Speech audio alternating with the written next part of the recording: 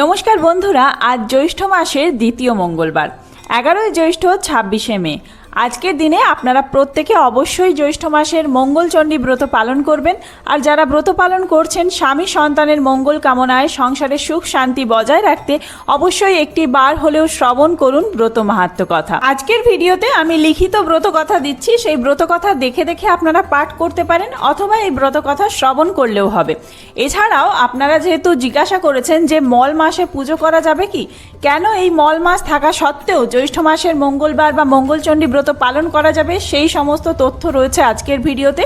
তার সাথেই খিলি কোন কোন উপকরণ দিয়ে আপনারা ঘরে বানাতে পারবেন সেটিও বলবো। তো চলুন বন্ধুরা, আর দেরি না করে ভিডিওটি শুরু করা যাক। যদি আমার চ্যানেলে নতুন হয়ে থাকেন অবশ্যই চ্যানেলটি সাবস্ক্রাইব করে এবং ভিডিওতে একটি লাইক করে শেষ পর্যন্ত সাথে থাকবেন। আশা করি ভিডিওটি আপনাদের জন্য খুবই হেল্পফুল হবে। ভিডিওটির মূল পর্বে যাওয়ার আগে মা মঙ্গলচণ্ডী দেবীর অশেষ কৃপা পেতে কমেন্ট বক্সে লিখুন জয় মা মঙ্গলচণ্ডী দেবীর জয়। প্রথমেই বলি, অনেক বন্ধুরাই জিজ্ঞাসা করেছেন মল মাসে পুজো কি করা যাবে, ব্রত রাখা যাবে। যারা অনেক দিন থেকে এই ব্রত পালন করছেন বা গত বছরও এই ব্রত পালন করেছেন তারা অবশ্যই মল মাসেও ব্রত পালন করবেন।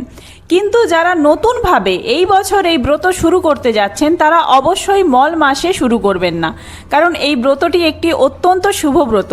এই সময় থেকে কোনো শুভ কাজ শুরু করা উচিত নয় এই মাসে। তাই আপনারা যারা নতুনভাবে শুরু করছেন তারা বাদ দিয়ে যারা ব্রত করেন প্রতি বছর তাদের অবশ্যই এই ব্রত পালন করতে হবে। খিলি বানাতে কি কি লাগছে বলে দিই, তারপরেই শুরু করব ব্রত মাহাত্ম্য কথা। 17টি তুলসী পাতা, 17টি আমন ধানের চাল, 17টি জব, 17টি মুগ কড়াই, এক টুকরো কলা পাতায় মুড়ে তৈরি করতে হবে খিলি। আপনারা এটি বাড়িতেও তৈরি করতে পারেন। মা মঙ্গলচণ্ডীর ব্রত কথা শ্রবণ করার সময় অথবা ব্রত কথা পাঠ করার সময় আপনারা হাতে 3 গাছা দূর্বা নেবেন আর একটি ফুল নেবেন, নিয়ে তারপরে ব্রত কথা পাঠ করবেন। এক দেশে একজন সওদাগর আর একজন বেনে বাস করত। সওদাগরের 7 ছেলে, একটিও মেয়ে হয়নি। বেনের 7 মেয়ে, ছেলে হয়নি। একদিন মা মঙ্গলচণ্ডী বৃদ্ধা ব্রাহ্মণীর বেশ ধরে গেলেন। আগে গেলেন বেনের বাড়ি, গিয়ে বললেন, ও মা, 2টি ভিক্ষা দাও গো। বেনে বউ তাড়াতাড়ি ভিক্ষা নিয়ে এলো। ব্রাহ্মণী বললেন, তোমার কটি ছেলে, কটি মেয়ে মা? আমার 7টি মেয়ে, ছেলে হয়নি বাছা। ছেলে হয়নি? আমি ছেলে 8 কুড়োর মুখ দেখি না, মেয়ে 8 কুড়োর ভিক্ষা লই না। এই বলে ব্রাহ্মণী যেমনি চলে যাবে অমনি বেনে বউ পায়ে ধরে কাঁদতে লাগলো। ব্রাহ্মণী একটি ফুল দিয়ে বললেন, এইটে ধুয়ে জল খেলে তোমার ছেলে হবে, তার নাম রেখো জয়দেব। এই বলে সেখান থেকে সওদাগরের বাড়ি চলে গেলেন। সেখানে গিয়ে বললেন, ও মা, 2টি ভিক্ষা দাও গো। সওদাগরের বউ সোনার থালে সিদে সাজিয়ে দিতে গেলেন। তাকেও ব্রাহ্মণী জিজ্ঞাসা করলেন, তোমার ছেলে মেয়ে কটি বাছা? তিনি বললেন, আমার 7টি ছেলে, মেয়ে হয়নি। মা মঙ্গলচণ্ডী বললেন, বাছা, আমি ছেলে 8 কুড়োর মুখ দেখি না, মেয়ে 8 কুড়োর দান লই না। তা বাছা, এই ফুলটি রেখে দাও, ধুয়ে জল খেও, তাহলে তোমার একটি মেয়ে হবে, তার নাম রেখো জয়াবতী। এই কথা বলে তিনি অন্তর্ধান হলেন। তারা সেই ফুল ধুয়ে জল খেতে লাগলো। দুজনেই অন্তঃসত্ত্বা হলো। সওদাগরের মেয়ে হলো আর বেনের ছেলে হলো। ছেলের নাম হলো জয়দেব, মেয়ের নাম হলো জয়াবতী। দুজনে দিন দিন বড় হতে লাগলো। জয়াবতী ফুল তোলে, পুজো করে, মঙ্গলবার করে। একদিন জয়দেব বললে, মা, আমি জয়াবতীকে বিয়ে করব। মা বললেন, সে কি বাবা, তুমি গরিবের ছেলে, বড় মানুষের মেয়ে, তোমার সঙ্গে বিয়ে দেবে কেন? তারপর মা মঙ্গলচণ্ডী একদিন সওদাগরের বাড়িতে গিয়ে বললেন, ওগো বাছা, তোমাদের মেয়েটি বড় হয়েছে, বিয়ের কি করছো? আমার কথা শোনো, অমুক বেনের ছেলের সঙ্গে মেয়েটির বিয়ে দাও, নইলে মেয়ে বাঁচবে না। এই বলে মা মঙ্গলচণ্ডী অন্তর্ধান হলেন। সওদাগর ভয়ে আকুল হয়ে সেই পাত্রে জয়াবতীর বিয়ে দিলেন। সোনা দানা হার বাউটি দিয়ে হাওদা বেঁধে হাতিতে বর কনে পাঠিয়ে দিলেন। পথে যেতে যেতে জয়াবতীর মনে পড়ল আজ মঙ্গলবার। তখন জয়াবতী গুনগুন করে কথা বলতে লাগলো। জয়দেব বললেন, ওকে জয়াবতী, কি গুনগুন করছো, বিড়বিড় করে বকছো কেন? জয়াবতী বললেন, গুণগান কিছুই করিনি, আজ মঙ্গলবার, তাই মা মঙ্গলচণ্ডীর কথা শুনছি। জয়দেব বললেন, মঙ্গলবার করলে কি হয়? জয়াবতী বললেন, হারালে ফিরে পায়, স্বামী পুত্র জলে ডোবে না, আগুনে পড়ে না, মরলে বাঁচে। খানিক পথে গিয়ে জয়দেব বললেন, জয়াবতী, এখানে বড় ডাকাতের ভয়। ওই যে নদী দেখছো, ওইখান থেকে ডাকাতরা এসে সব লুটপাট করে নিয়ে যায়। তোমার গায়ের সব গয়না আমায় খুলে দাও। জয়দেব সব গয়না কাপড়ে নিয়ে একটি পুঁটলি বেঁধে ঝপাং করে জলে ফেলে দিলেন। জয়াবতী চুপ করে রইল, কিছু বললে না। বরকনে ঘরে গেল। জয়দেবের মা আর 7 বোন বরণ করে বরকনে ঘরে তুললেন।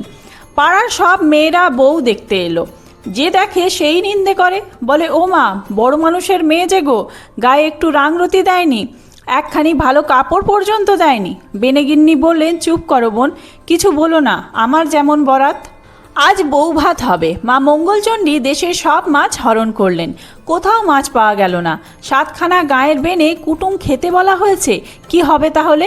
নদীতে জাল ফেলে একটা প্রকাণ্ড রাঘব বোয়াল পাওয়া গেল, সে মাছ কেউ কুটতে পারল না। কুড়ুল ভেঙে গেল, তবু মাছ কেউ কুটতে পারলেন না। জয়দেব বললেন, মা, জয়াবতীকে মাছ কুটতে দাও। জয়দেবের মা বললেন, তুই কি খেপেছিস? ও ছেলে মানুষ, ও কি মাছ কুটতে পারে? হ্যাঁ পারবে, বলে জয়াবতীর দিকে জয়দেব বঁটি এগিয়ে দিল। জয়াবতী ঘোমটা দিয়ে মা মঙ্গলচণ্ডীর নাম স্মরণ করে যেমন মাছটি হাতে তুলে বঁটিতে লাগিয়েছে, অমনি মাছটা দুখান হয়ে গেল।